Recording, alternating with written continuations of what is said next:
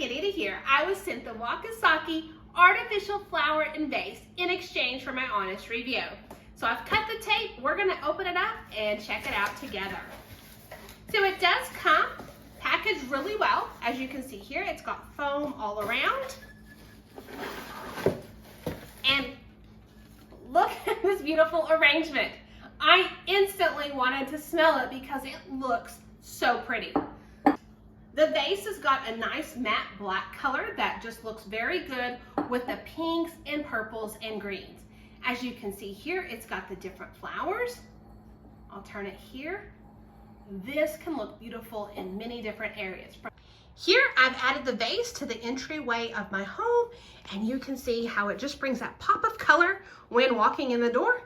I like adding it to the kitchen table to give it a little bit of life and color.